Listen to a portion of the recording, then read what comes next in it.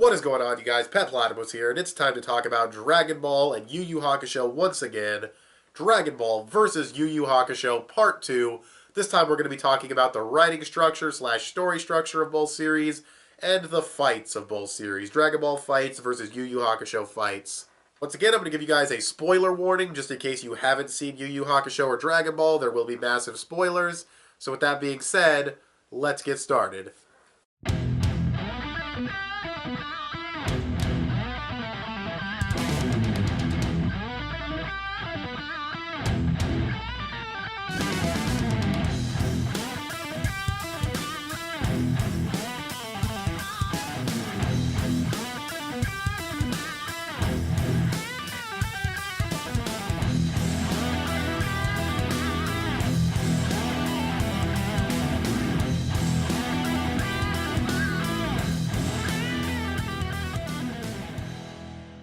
Okay, so starting off with writing / story structure, what does this entail? Well, this is going to be discussing things generally speaking. I can go into more detail when I get to the beginning, middle, end comparison, which will probably be in part 3 of this little mini-series that I'm doing. But for now, I can just sort of generally talk about how the story flowed arc to arc. Did things feel planned out? Were things foreshadowed? Or did it feel like the author was writing things as they went along? You know, it's making it up as they go along, I should say. Things like pacing. Was it rushed? Was it slow? And what's interesting is that in the case of Yu Yu Hakusho, I don't know if Togashi had things planned out. But in the case of Dragon Ball, I know for a fact that Toriyama was definitely making up things as he went along. And if that's the case, you might think, well, that obviously Yu Yu Hakusho wins. Toriyama wrote things as he went along. He made things up as he went along, and obviously that means Yu Yu Hakusho wins. But not so fast. In the case of Dragon Ball, despite that fact, it actually feels pretty naturally flowing and well set up. Now, what do I mean? You have things like the androids. So when you get to the androids in the Z portion of the series, quote unquote, you have android like what? It's a 19 and 20, and then we see 16, 17, 18. These characters aren't out of nowhere because we saw Android 8 early on. Now I'm not saying Android 8 was foreshadowing because he obviously wasn't, and even in retrospect it doesn't really feel like foreshadowing, but him being there and him being established makes it so that the androids later on don't feel like random enemies that just came out of nowhere. It actually makes sense that they would show up. Something like Goku being a Saiyan makes a lot of sense because you see him, he can turn to a giant monkey, he has a monkey tail. What's up with him? Why is he so weird? There's no other animal creatures in the series like Goku. All the other animal people are like full-blown anthropomorphic animals, whereas Goku is like a human with a tail, and he can transform into a giant ape. And he has this love for fighting, and when he comes back from losses, he's a lot stronger than he used to be. I mean, he'll get a power-up too, like he'll get like the Ultra Divine Water or whatever, but he still comes back from fights pretty damn strong. And you sort of have to think to yourself, well, why is that? Or maybe you don't question it, because Dragon Ball is kind of a silly series. But once the Saiyan saga rolls around and you see other Saiyans and you find out that Goku is a Saiyan, in retrospect, when you reread the series, you see key moments like, oh, hey, Goku being excited for battle like a Saiyan, or Goku coming into a fight that he lost before. He did a little bit of training, but even with a little bit of training, he's really dominating. And it's like, why is that? Because he almost died the previous time that he lost. It makes it so if you had any power scaling issues with Goku, like, yeah, he drank the Ultra Divine Water, but seriously, he got killed by Piccolo before, or almost killed, I should say, against an old Piccolo. This is young Piccolo, many times stronger than he was before. Even with the Ultra Divine Water, is he really this much stronger? But once you find out, hey, Saiyans get stronger when they're defeated, it's part of their biology, it makes more sense. It retroactively fixes some of Goku's power scaling issues early on in the series, and it's just masterful. I mean, it's just one of the genius elements of Toriyama is that even if he doesn't plan things out, it can still make sense overall and feel like it was planned or feel like it flowed naturally. It's the same thing with Goku coming back for one day in the martial arts tournament. They didn't have to come up with some contrived reason as to why Goku could come back.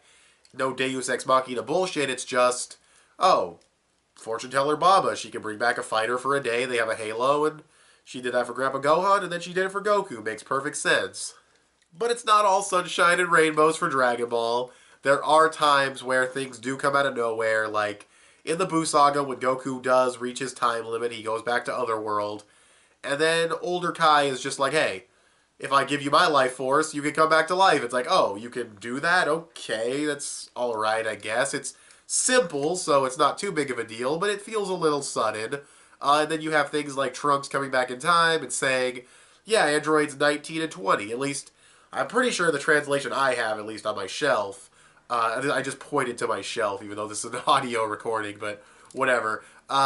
He says androids 19 and 20 are coming, and then when he comes back and he sees Android 19's body, or his head, I should say, and he sees Dr. Gero, he's like, wait, no. Where's androids 17 and 18? And it's like, wait, what are you talking about? You said 19 and 20 before. So there are issues where you can see the chinks in the armor, and you notice that Toriyama did not have everything planned out 100%.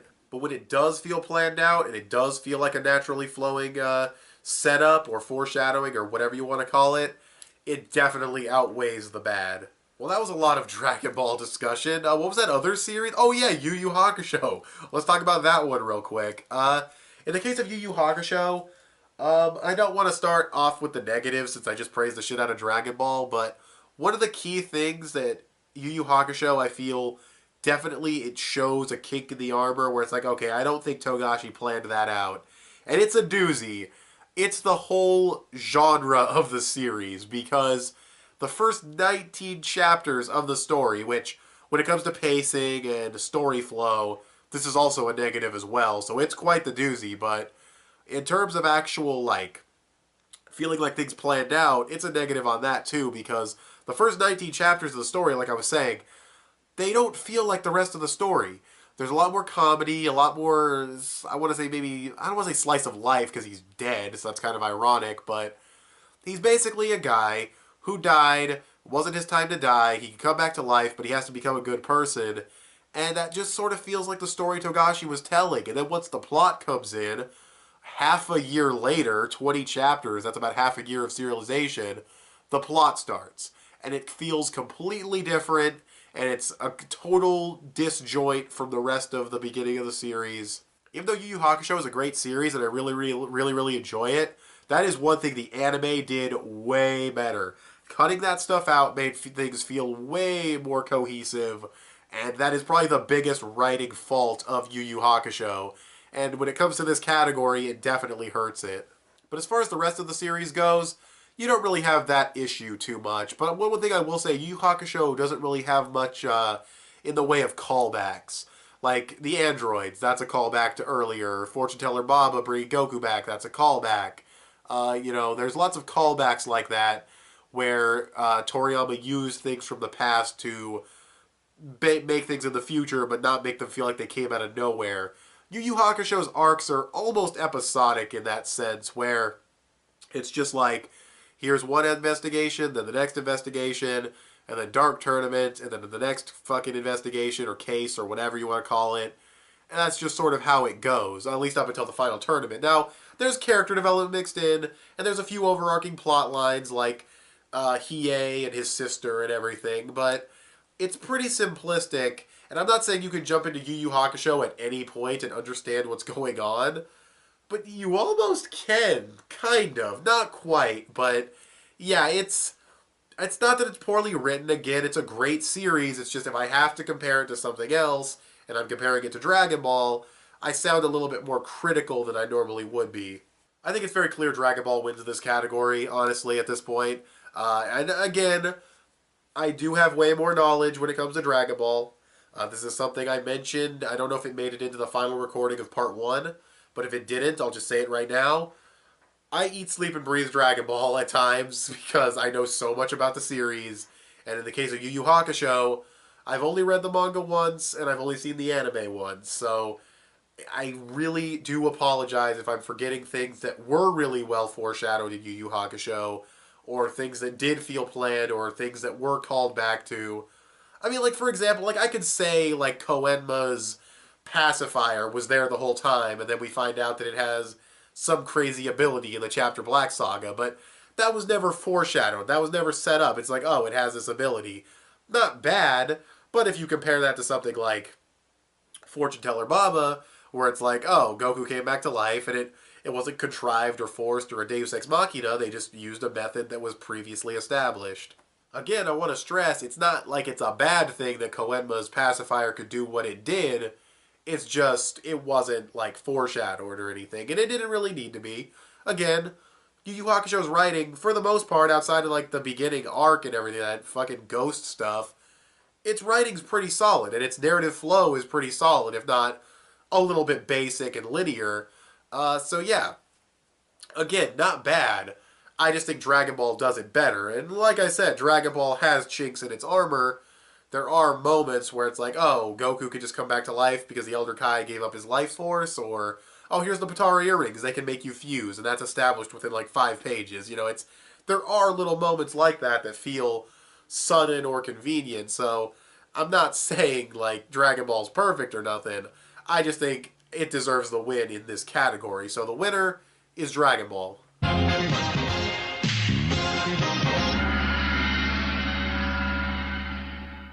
And I'll be able to go more in depth on certain key things when I get to the beginning, middle, end comparisons, which will probably be in part 3 of this little mini-series. But you guys pretty much already knew that. So let's move on to fighting. With fighting, we can actually break this one down into subcategories once again. So the subcategories this time are art, which isn't exclusive to fighting, but art's a pretty quick category. I don't need to give it its own slot, so we'll just talk about it here. Then we'll talk about the choreography slash strategy. And then we'll talk about abilities and powers. First things first, let's talk about art. Dragon Ball. And it's a very easy pick. It's obviously Dragon Ball. Now, I don't want to sell Yu Yu Hakusho short. Can Yu Yu Hakusho have some really good panels? Yes. Can it look better than Dragon Ball at times? Oh, definitely. When Togashi tries, his art is immaculate. It's fucking beautiful. Impeccable, even. However, we all know Togashi, and we all know he is very inconsistent. Yu Yu Hakusho's art ranges from average to bad to really good, whereas Dragon Ball's art constantly stays really good throughout its run. The early stuff is simplistic, but not rough. It's well drawn, and the later stuff is more detailed and still well drawn. And yeah, I don't think even the biggest of Yu Yu Hakusho fanboys can complain. I think it's pretty obvious, knowing Togashi, that Dragon Ball takes the art category for consistency. Consistency, excuse me. My voice cracked a little bit there. So moving on to choreography and strategy. This one's a little closer, because there are some really good strategic characters in Yu Yu Hakusho. You have people like Kurama, and even Hiei to a certain extent, that will use strategy in their fights, and the choreography is usually pretty damn solid. I will say there are times where I have issues with it because of Togashi's art, but yeah, I can follow it pretty well. But being as objective as possible, I gotta give choreography and overall fight layout to Dragon Ball. No bias, I'm being objective, just straight up, and when it comes to which fights I can follow better, it's Dragon Ball. Not talking about choreography or how engaged I am or anything. Purely art, purely just being able to follow it and the flow of the fights. I gotta give it to Dragon Ball. That's just how it is. Yu Yu Hakusho's art makes it difficult to follow fights at times. Not impossible, but it's not like Bleach or anything where sometimes he'll just draw a fucking splash panel of some fucking black ink and some white blotches and you're like, what the fuck just happened? That's a Bleach issue, though. And I always find a way to shit-talk Bleach for some fucking reason in these videos, but whatever. Moving back to Dragon Ball and Yu Yu Hakusho, that's just the way I see it. But moving back to actual choreography, that was a really bad way to word that. Moving back to the choreography, yeah, I think it's still... I mean, Yu Yu Hakusho has standout moments. I think moments that stand out in my head are like Yusuke with fucking Sensui on the ground and he's just ground pounding him with one arm, just rapid punching him. When Yusuke comes at his gut and rapid punches him. Those key moments do stand out in my head. The final energy clash with Toguro stopping Yusuke with just one thumb. There's lots of moments that stand out in my head, and there's plenty in Dragon Ball that do as well. So fight choreography is a little bit closer, but I said I was separating the art consistency and flow of the fights and everything, but honestly, because I do think the fights flow better and are easier to follow in Dragon Ball, that actually does tie into fucking choreography. So, yeah, I guess I'll give that one to Dragon Ball as well. And in terms of strategy, uh, kind of a tie, honestly. Dragon Ball definitely has strategy in the fights. Never think for a second that Dragon Ball fights are not strategic. Don't never think that they're just slugfests with energy blasts, because anytime a character pulls an after image, anytime a character shoots an energy beam and then turns its trajectory, different moments like that, that's all strategy. That's all real time strategy without having to monologue it in your head for half a page. Not that Yu Yu Hakusho does that. That's more of a Hunter x Hunter issue, also done by Togashi, actually, ironically. But actually, yeah, that's a perfect example. Let me mention that. There's a fight in Hunter x Hunter. It's the most recent fight in the series because he's fucking on hiatus again. Not Hiei, excuse me, wow. Hisoka, there we go. Hisoka versus Chrollo. You don't have to know who those are, or you don't even have to have read Hunter x Hunter. But they're fighting each other. There's a lot of strategy. It's almost like a chess game. Lots of inner monologues, lots of exposition on abilities. And it's not bad necessarily, but it is a little heavy handed when you could condense it, you could skim it down, you could have them fight a little bit more instead of constantly monologuing inside their heads and strategizing. Strategy's fine, but I like what Dragon Ball does with strategy. When you're watching the characters fight and you see Goku use an instant transmission to dodge Tien, and then Tien attacks him, he misses, he hits the after image, Goku tries to hit Tien, but then, oh, Tien used an after image, right? In their heads, you know they were thinking, okay, I'm going to use an after image, I'm going to try to hit him. If he uses an after image on me, I'll get another one ready and dash out of there. You know they were thinking that, but you don't need it explained to you for half a page. They just do it in real time. And there's examples of this throughout the entire series. Goku throwing in instant transmissions here and there to land blows or get away from attacks. It happens all the time. Dragon Ball is fucking magnificent when it comes to real-time strategy. And Yu Yu Hakusho handles this well. I remember the fight with Kurama where he's basically a fucking sandbag for the entire fight. He can't even move. But he's still able to pull off some pretty cool shit against this opponent because he used strategy and he used the abilities he had to his advantage. Who was he fighting again? He was fighting the guy who used ice that looked kind of like an android from Dragon Ball, huh? Yeah, I'm pretty sure that was the fight, if I remember correctly. So yeah, definitely good use of strategy in both series. Dragon Ball fits my tastes a little bit more, but to be fair, I think I'll be generous and give it a tie. But yeah, overall, I think it's very clear Dragon Ball is going to take the fighting category.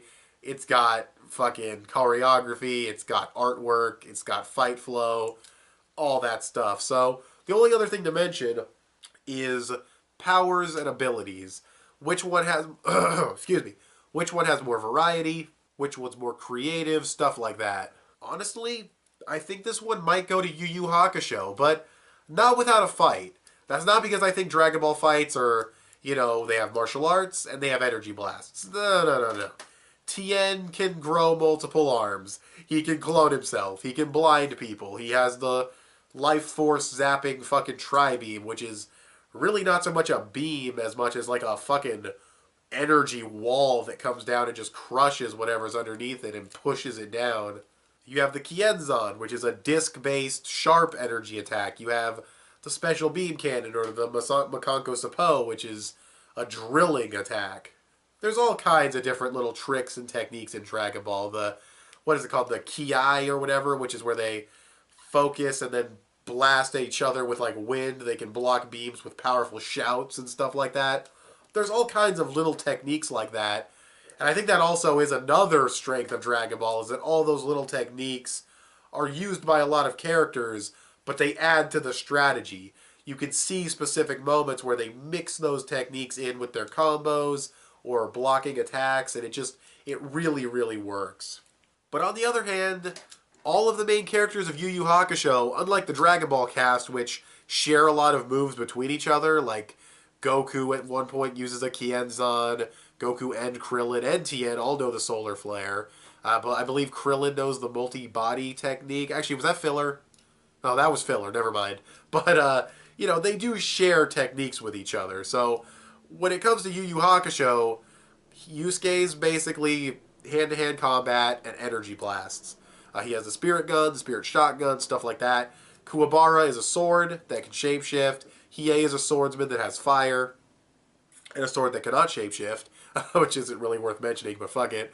And Kurama has the plants and the rose whip, and yeah, they're all pretty damn varied.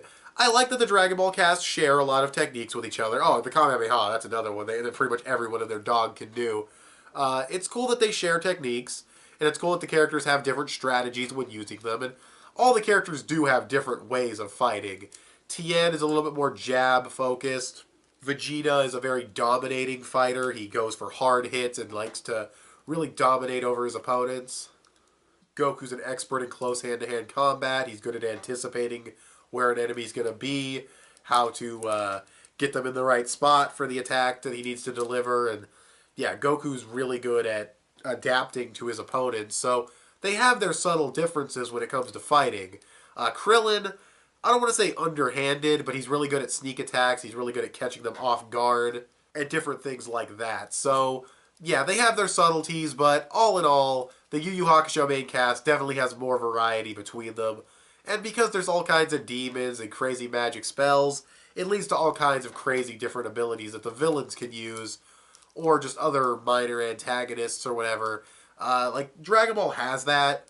You know, like Majin Buu can turn people to candy, and like other villains have their own little techniques and everything. But yeah, when it comes to variety in terms of abilities, especially for the main cast, which is the real kicker, I think that goes to Yu Yu Hakusho. But Dragon Ball definitely not without its merit in that regard.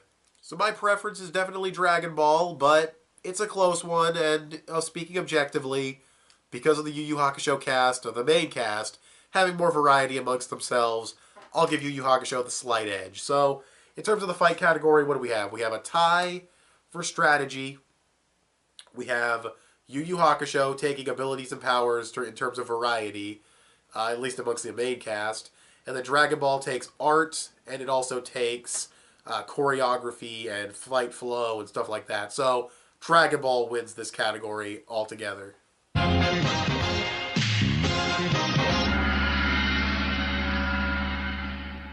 And that's pretty much all we have time for. So, Dragon Ball is pretty much landsliding Yu Yu Hakusho, which is obviously no surprise to me, but I'm getting ahead of myself.